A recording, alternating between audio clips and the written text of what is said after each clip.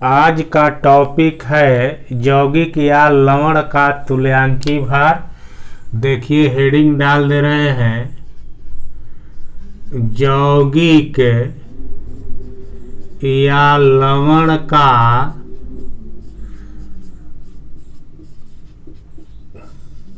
तुल्यांकी भार। अंग्रेजी में लिख रहे हैं इक्विवेलेंट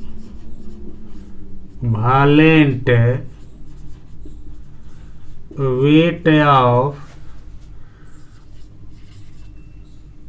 कंपाउंड और साल्ट। देखिए हमने लिखा है यौगिक या लवण का तुल्यांकी भार, इक्विवेलेंट वेट ऑफ कंपाउंड और साल्ट लिखे हुए हैं। तो किसी यौगिक या लवण का तुल्यांकी भार अगर निकालना हो तो क्या फॉर्मूला होता है, देखिए लिख रहे हैं। ई लिख करके यौगिक लिख दिया या लवण को एक लिख देंगे हम लोग। ये इंडिकेट करा है यौगिक या लवण का तुल्यांकी भार। यहाँ पर अणु भार लिख देते हैं बटा में कुल धन या ऋण आवेश हमने लिख दिया। अब जैसा लीजिएगा धन मूलक को लिखिएगा तो कुल धन आवेश लिखना पड़ेगा, और ऋण मूलक को लीजिएगा तो कुल ऋण आवेश लिखना पड़ेगा। अब देखिए क्वेश्चन बता रहे हैं निम्न लिखित यौगिकों या लिख दिया लवणों का तुल्यांकी भार ज्ञात करें, हमने लिख दिया। अब देखिए एक नंबर में हम NaCl लिख दिए। सोडियम क्लोराइड है जिसको लवण कहते हैं या यौगिक भी लिख सकते हैं। तो इसका तुल्यांकी भार निकालना है तो पहले इसका अणु भार निकालेंगे। तो देखिए कैसे लिख रहे हैं NaCl का अणु भार बराबर, ठीक। तो सोडियम के एक परमाणु है, इसका परमाणु भार 23 होता है। 23 ले और 1 ले गुणा किया 23 हो गया, ठीक। Cl जो है 1 है, इसका परमाणु भार 35.5 होता है। तो 35.5 से और 1 से गुणा कर देंगे हम लोग तो उतना आ जाएगा। अब जोड़ेंगे हम लोग 5 और 3 8 लिख देंगे, और 3 और 2 5 लिख दिया हमने। देखिए 5 जो कहते हैं 5 और 3 8 हो गया, 3 2 5 हो गया। अब यहाँ कुल धन आवेश या ऋण आवेश, अगर धन आवेश लिखिएगा तो देखिए कुल धन आवेश कितना होगा। तो इसमें धन मूलक को देखेंगे कि क्या है। तो सोडियम धन मूलक है, आप लोगों को आयन में तोड़कर दिखाएंगे तो देखिए ऐसे होगा यह, ठीक। तो ये इसे लीजिएगा तो ये जो है कुल आवेश, तो सोडियम की संख्या 1 है तो 1 लिख दिया, और इस पर 1 ठो प्लस है तो 1 प्लस दे दिया, बराबर गुणा कर दिया तो 1 आ जाएगा। अगर इसको भी लिखिएगा तो कुल ऋण आवेश यहाँ लिखना पड़ेगा। यह 1 है तो 1 लिख दीजिएगा, 1 माइनस है तो 1 से गुणा कर दीजिएगा, वही आएगा, ठीक। अब जो है यहाँ लिख दिया तुल्यांकी भार बराबर हो 8। सूत्र देखिए लिखे हुए हैं, ई लिख करके यौगिक या लवण लिख दिया हमने, ठीक। इसके बाद जो है यहाँ पर अणु भार लिख दिया। अब धन लिखे हुए हैं तो कुल धन आवेश केवल डालेंगे यहाँ पर। देखिए कुल धन आवेश, ठीक। अब जो है हम क्या करेंगे कि ई लिख करके NaCl लिख देंगे, जो NaCl के तुल्यांकी भार को इंडिकेट कर रहा है। ठीक, अब यहाँ अणु भार NaCl का जितना आया हुआ है 58.5 लिख देंगे, और जितना धन आवेश है उसे भाग दे देंगे, 1 से भाग दे देंगे, तो इतना ही इसका तुल्यांकी भार हो जाएगा आप लोगों का। अब देखिए एक दूसरी विधि है, पहली विधि से ऐसे बनेगा, एक सेकंड मेथड लिख देते हैं। सेकंड मेथड होता है, उसके लिए क्या किया जाता है, सूत्र देखिए लिख देते हैं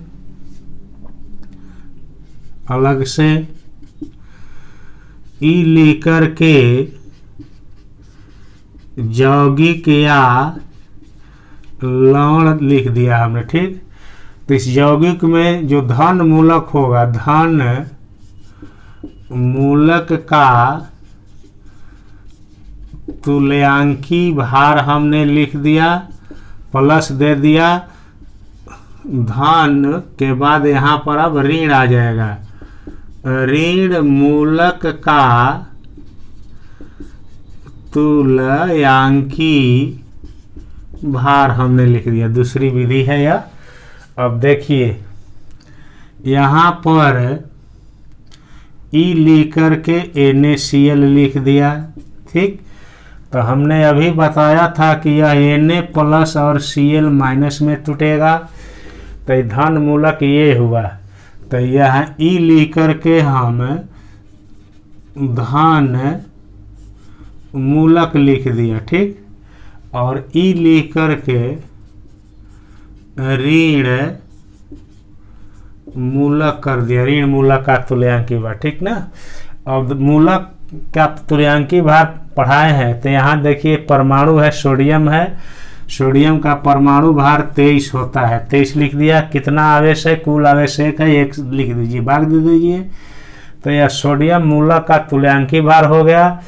अब यह ऋण मूलक है, तो इसका तुल्यांकी भार, तो इसका परमाणु भार में 35.5 में इस पर 1 माइनस है, तो जो भाग दे दीजिए, देखिए इससे, तो ये आएगा 23 प्लस 35.5 बराबर 58.5।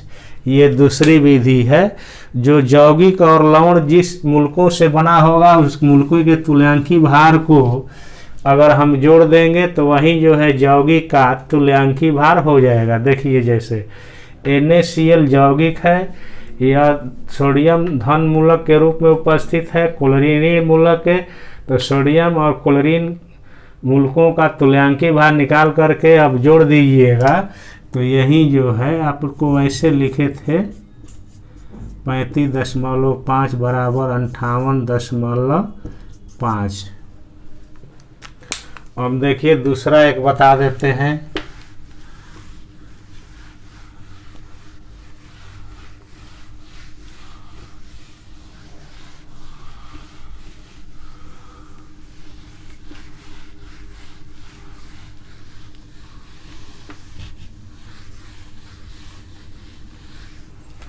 दूसरा देखिए थोड़ा बड़ा लिख दे रहे हैं, Al2SO4 का होल थ्राइस, जिसको एल्युमिनियम सल्फेट हम लोग पढ़ते हैं।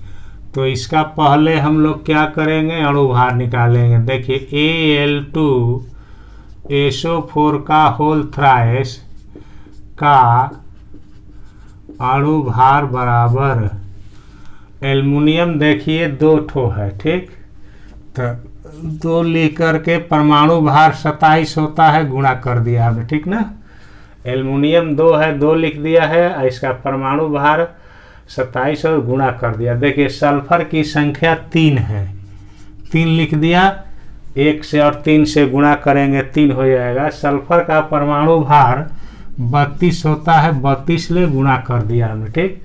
अब ऑक्सीजन चढ़ती आई 12 हो गया, 12 हो गया। ऑक्सीजन का परमाणु भार जो है 16 हो जाएगा, 16 हो गया। 27 ले और 16 2 से गुणा कीजिए, 7 दूनी के 14, 2 दूनी के 4 और 1 5 हो जाएगा। ठीक, अब देखिए 3 दूनी के 6, तितिरी के 9 हो जाएंगे। अब देखिए 12 छक 72 के 2 हासिल 7 हो गए, 12 7 19 हो जाएगा। अब जोड़िए 6 4 10, 2 12 के 2 हासिल 1 हो गया, 1 और 9 10, 10 और 9 19, 19 और 5 19 5 24 के 4 और 2 हासिल 2 2 और 1 3 हो गए। ठीक, अब देखिए कुल धन आवेश लिखना होगा। कुल धन आवेश बराबर एल्युमिनियम की संख्या 2 है तो 2 डाल दीजिए।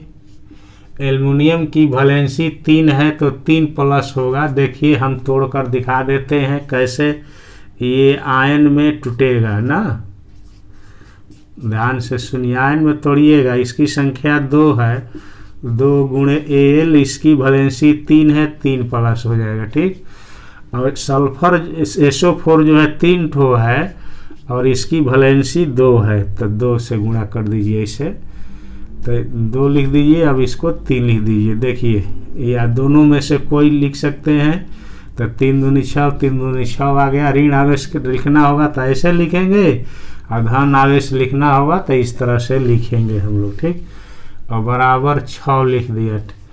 अब तुल्यांकी भार बराबर वाट लिख दिया। अब सूत्र देखिए क्या है, लिख रहे हैं ना, ई लिखे Al, चाहे यौगिक लिख देते हैं, कोई एक लिख रहे हैं लवण या यौगिक। यहाँ पर अणु भार डाल देते हैं हम। इसके बाद यहाँ पर कुल धन आवेश लिख दे रहे हैं। देखिए अब जिस यौगिक का निकाल रहे हैं उसका नाम है एल्युमिनियम सल्फेट है। इसका अणु भार देख रहे हैं आप लोग 342 है और यहाँ 6 है। अब 6 के पहाड़ा से कटा दीजिए, 6 5 30 हो जाएगा। अब 42 7 छक 42 हो जाएगा, बराबर 57 आ गया है आपका। यह भी दूसरी विधि से बन सकता है, आपको बनाना होगा तो। अब देखिए आगे आप लोगों को HW डाल देते हैं।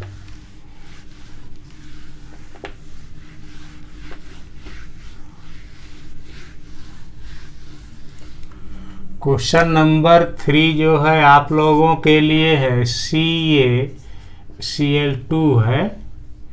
क्वेश्चन नंबर 4 जो है आपको लिख देते हैं Na2CO3।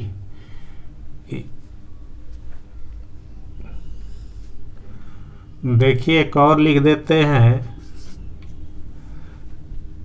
CaCO3। इसको हल कर दे रहे हैं थोड़ा ज़्यादा स्पष्ट हो जाए। पहले इसका अणु भार निकाल दीजिए। देखिए तो CaCO3 का अणु भार बराबर हमने लिखा, कैल्शियम का एक परमाणु दिखाई दे रहा है इसमें। कैल्शियम का परमाणु भार 40 होता है तो 40 ले और 1 ले गुणा कर दीजिए, 40 हो गया। ठीक, कार्बन 1 है इसमें। कार्बन का परमाणु भार 12 होता है तो 1 और 12 से गुणा कर दीजिएगा, 12 आ जाएगा। अब देखिए यहाँ पर 16 होता है परमाणु भार, 3 तो 16 तिया 48 लिख दीजिए। अब जोड़िए इसको, 8 2 10 हो जाएंगे, 4 1 5 4 9 1 10 हो जाएगा ना। अब देखिए धन आवेश लीजिएगा तो यह जो है Ca धन आवेश है। तो देखिए कुल धन आवेश बराबर कैल्शियम देखिए 1 है, 1 लिख दीजिए। ये इसकी वैलेंसी 2 होती है तो आयन में जब ये टूटेंगे दोनों आदमी तो देखिए कैसे होंगे। Ca पर 2 प्लस हो जाएगा, CO3 पर 2 माइनस, तो 2 से गुणा कर दीजिए, यहाँ 2 आ गए। अब तुल्यांकी भार बराबर वाट लिख दीजिए, तुल्यांकी भार बराबर वाट। अब फार्मूला लिख देते हैं यहाँ पर शॉर्ट में, ई लिख करके यौगिक लिख दिया, यहाँ पर अणु भार लिख दिया हमने, बटा में कुल धन आवेश हो जाएगा। ई लिख करके CaCO3 लिख दिया। अणु भार कितना आया है? 100 आया है आपका। कुल देखिए अणु भार 100 आया है, कुल आवेश 2 है, 2 से भाग दे दीजिए, कटा दीजिएगा तो 50 आ जाएगा। आज ये इतना ही रहेगा।